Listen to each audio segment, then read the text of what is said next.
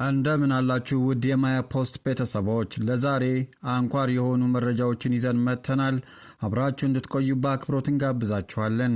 ቻናላችንን ደግሞ ላይክ፣ ሼር እና ሰብስክራይብ በማድረግ እንድትወዳጁን አክብሮታዊ ግብዣችን ነው። የአርቲስት ነጻነት ወርቅነህ ቤተሰብ ግራ በተጋባ ሁኔታ ላይ ይገኛልም ተባለም።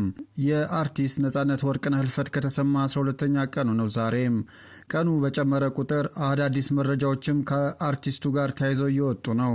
ከጥቂት ወዳጆቹ በቀር ድንኳኑ ባዶ መሆን የጀመረው ገና በሰልስቱ ማግስት ጀምሮ ነው።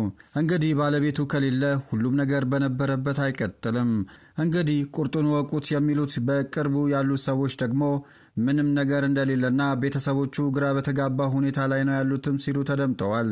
ነጻነት ከየትኛውም ድርጅት ምን ያህል ብር ተቀብሎ ስንት እንደሚቀረው፣ የትኛው ግለሰብ ላይ ምን ያህል ብር እንዳለው፣ ግለሰቦቹ ላይም ሆነ ድርጅቱ ላይ ስንት ብር እንዳለው አይታወቅምም ተብሏል።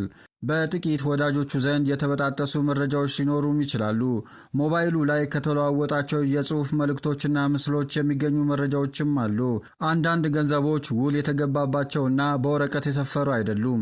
ነጻነት በሕይወት ዘመኑ ሁሉ በወረቀትና በማስረጃ የሚሰራ ሰውም አልነበረም። ከማንም ጋር ምን እንደሰራ፣ ምን ያህል ብር ቀድሞ ተቀብሎ ምን እንደቀረው የሚገልጽ የተደራጀ ማስረጃ የለውም። የሚበዛው ግንኙነት ልማዳዊም ነው። ነጻነትም በበለጠ መልኩ በዚያ መንገድ ነበር ስራውን የሚሰራው። ብዙ ነገር በሕይወት ያሉት ሰዎች ነገ እነርሱ ሟች መሆናቸውን አውቀው በሐቅ ያለባቸውን አምነው መስጠት ያስፈልጋል። ሕጋዊ ውል የገባባቸውና አሁን እሱ ቀርቦ የማይጠይቃቸው ስምምነቶችም አሉ። ነጻነት ዛሬ ስለሌለ የቀረው ሂሳብ ተሳስቦ አይጠይቅም።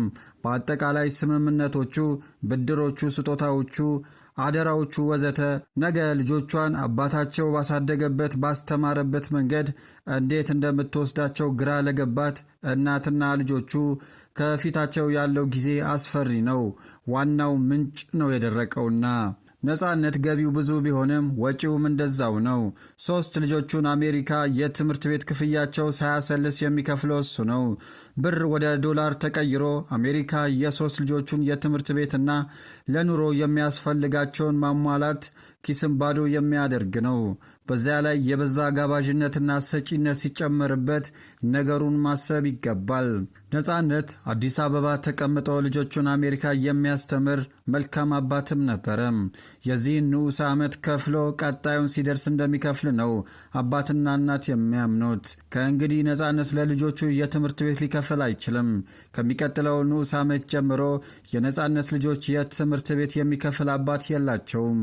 ሚስቱ ለምን አላለቀሰችም እያላችሁ አንዳንዶቻችሁ ስታብጠለጥሏት የነበራችሁ ሁሉ የልጆቹ እናት ይህን ሁሉ ስታወጣና ስታወርድ ሊሆን ግምት የላችሁምን? ያጣችው የልጆቿን አባት ብቻ ሳይሆን የልጆቿን ቀጣይ ተስፋ ጭምርም ነው። ነጻነት የባንክ ሂሳቡ በገቢዎች ታግዶ ገንዘብ የሚያዘዋውረው በወዳጆቹ የባንክ አካውንት ነው። ማንጋ ስንት አለው ስንት የለውም አይታወቅም። እነዚያ ወዳጆቹ ነጻነት ካለፈው በኋላ ያለውንና የሌለውን ከቤተሰቦቹ ጋር ተሳስበዋል። የሚታወቅ ነገር የለም። በነጻነት ለብር ደንታቢስነት ማጋ ስንት አለው? አሁንም የሚታወቅ ነገር የለም። የብራንድ አምባሳደር የሆነላቸውና ማስታወቂያ የሰራላቸው ድርጅቶች፣ ኮሚሽን የሚቀበላቸው የቴሌቪዥንና የሬዲዮ ጣቢያ የነጻነት ወርቅነህ ስንት ብር አለባቸው? እነሱ ብቻ ያውቃሉ። አሁን ተከራካሪ የላቸውም። እሱ ሊጠይቃቸው አይችልም።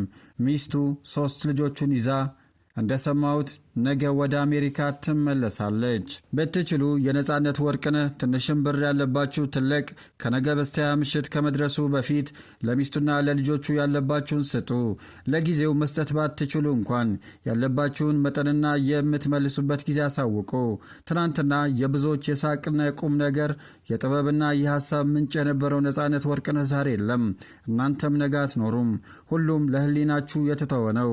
እናንተ ያለባችሁን ብቻም ሳይሆን ነጻነት ሌሎች ላይ ያለውንም ለቤተሰብ አሳውቁ። እውነት ነጻነትን የምትወዱ ከሆነ የግድ ደግሞ ብድር ወይም ዕዳ ብቻ አይደለም ሊኖርባችሁ የሚገባው። አብራችሁ የሰራችሁ፣ የምትወዱት፣ የምታደንቁት፣ በስራዎቹ የተጠቀማችሁ፣ ከወዳጅነት ያተረፋችሁ ሁሉ ስለ ልጆቹ አስቡ። ነጻነት አስቀምጦት ያለፈው እሱ ባይኖር ልጆቹ የሚጠቀሙበት ሀብትና ንብረት የለውም። ፍቅር ነበር የነበረው። ፍቅር የትምህርት ቤቱ ሲከፍልና ልጆቹ ሲያሳድግ ባያሳድግ እንኳን አጋር ሲሆን ማሳየት ይገባል። ይህ ተግባር ደግሞ እንወድሃለን ካልነው ሁሉ ይጠበቃልም። በሌላ መረጃችን የነቢይ እዩ ጩፋ ገናናው ኢየሱስ የተሰኘ አዲስ መጽሐፍ የፊታችን የካቲት 1 ይመረቃልም ተብሏል። የክራይስት አርሚ ዓለም አቀፍ ቤተ ክርስቲያን መስራችና ዋና መጋቢ ነቢይ እዩ ጩፋ ባዘጋጀው አዲስ መጽሐፍ ዙሪያ ጋዜጣዊ መግለጫ ሰጥቷል።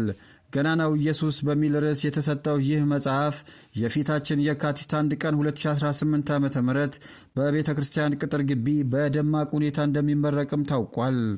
መጽሐፉ በዋናነት በክርስቲያናዊ አስተምሮትና በኢየሱስ ክርስቶስ ማንነት ላይ ያተኮረ ሲሆን ለምዕመናን መንፈሳዊ ጥንካሬና እውቀት ለማስጨበጥ ታቅዶ የተዘጋጀ መሆኑን በጋዜጣዊ መግለጫው ላይ ተገልጿል። ነቢዩ በመጽሐፉ ዝግጅቱ ላይም ረጅም ጊዜ የወሰደ ሲሆን መጽሐፉ ለትውልድ የሚተርፍ መንፈሳዊ ሀብት እንደሚሆንም ተመልክቷል። ከምረቃው ዜና ጋር ተያይዞ የቤተ ክርስቲያኒቱ የ13 ዓመት ጉዞም ተቃኝቷል። ቤተ ክርስቲያኒቱ የተመሰረተችው ከ13 ዓመታት በፊት በባለ ራእዩ ነቢይ እዩ ጩፋ አማካኝነት ነውም ተብሏል። በእነዚህ ዓመታት ውስጥ ደግሞ በከፍተኛ ፍጥነት በማደግ በአሁኑ ወቅት ከ10 ሺህ በላይ አማኞችና አባላቶች ያሉትም ተብሏል። ለወንጌል ስርጭትና ለተለያዩ አገልግሎቶች በሙሉ ጊዜ የሚሰራ 194 አብሮ ሰራተኞችንም እንዳሉት ተገልጿል።